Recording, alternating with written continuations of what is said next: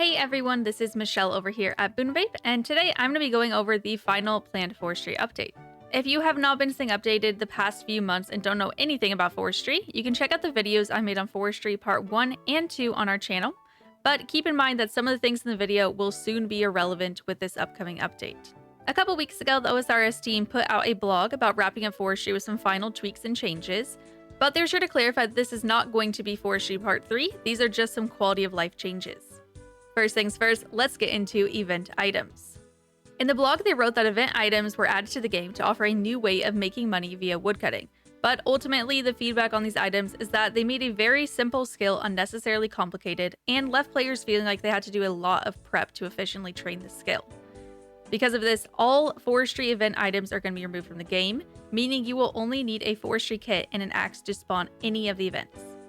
This will not be affecting any of the actual forestry rewards, just the event items, being the clover insignia, powdered pollen, smoker fuel, trap disarmor blueprint, crystal charm, and egg cushion.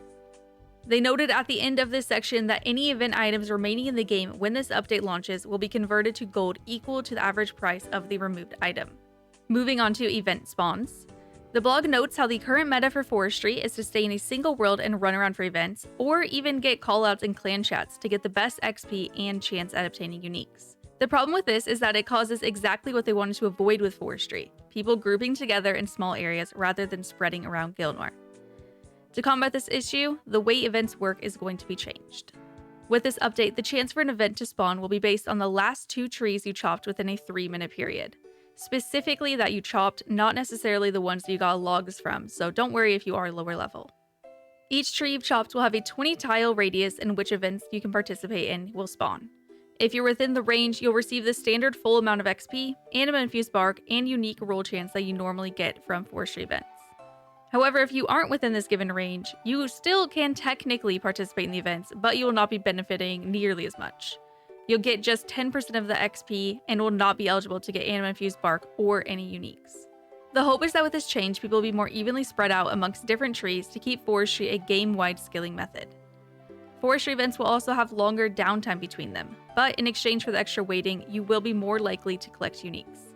Next up, they discussed Twitcher's Gloves. Twitcher's Gloves are a single-use item bought from the forestry shop that give you a 10% increased chance to receive a specific bird's nest whenever you get a nest from woodcutting. These gloves have 250 charges and consume a single charge for every log that you receive. In general, the feedback to Twitcher's Gloves has not been the most positive. In particular, players don't like that you need to constantly recharge the gloves to benefit from them.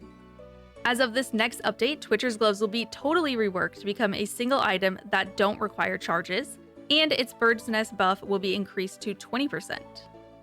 As this is a big buff, the gloves price will be increased to 5,000 animal infused bark along with 500 noted willow logs.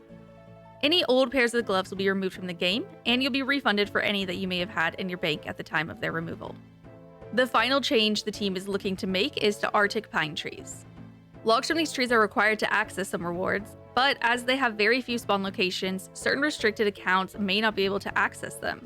Seeing as it's literally just a tree, the team feels that these should not be locked behind a quest, and as such will be adding a new grove of Arctic tree pines around Relica. But that is going to be it for wrapping up forestry. Let me know down in the comments if you found this video helpful and what changes you're most looking forward to seeing from this upcoming update. If you like this video, be sure to leave it a like and subscribe to our channel. You can also catch me live on Twitch 5 days a week at twitch.tv/Bunebape, and every week on the OSRS podcast I co-host, also called Bunebape, which can be found on this channel or wherever you get your podcasts. Thanks for watching, and I'll catch you all next time.